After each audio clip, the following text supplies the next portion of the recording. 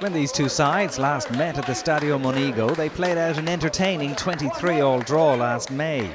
Connacht went into the game unbeaten in their last 8 encounters against Italian opposition, but with a lengthy list of absentees through injury and unavailability.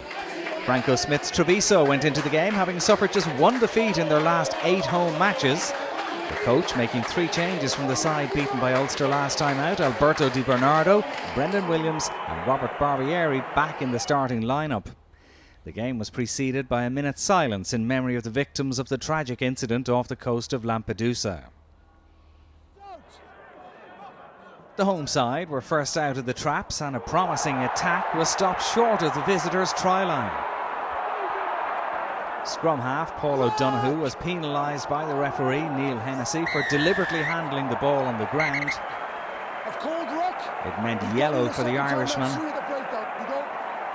And Di Bernardo was left with the easiest of tasks to slot it over to put Treviso 3-0 ahead with just 8 minutes gone. Dan Parks had a chance to level matters in the 11th minute, but his kick went wide. The game was slow to get into life and the crowd had to wait until the 34th minute for the next score. Di Bernardo kicking a penalty over to make it 6-0.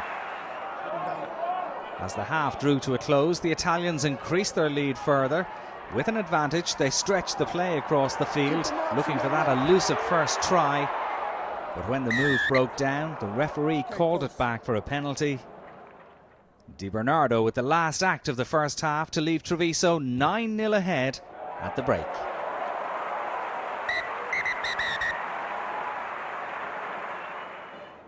It took 51 minutes before the visitors forced the scoreboard operator into action, Parks landing a well-struck penalty to make it 9-3.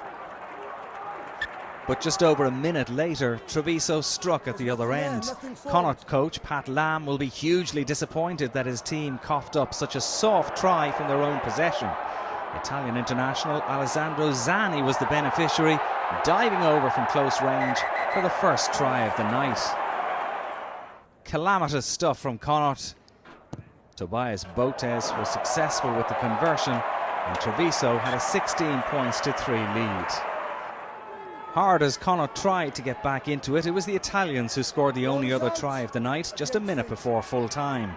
A splendid move, wonderfully finished by substitute scrum half Luca Morisi, who showed good pace and strength, holding off the attempted tackles before running behind the posts to seal a well-deserved win for the home side. Morisi's first try of the season, and Botes added the extra 2 points with the conversion to leave the final score 23-3. Both sides now have Heineken Cup matches to look forward to before getting back into Pro 12 action again in 3 weeks' time. Final score at the Stadio Monigo: Benetton Treviso 23, Connacht 3.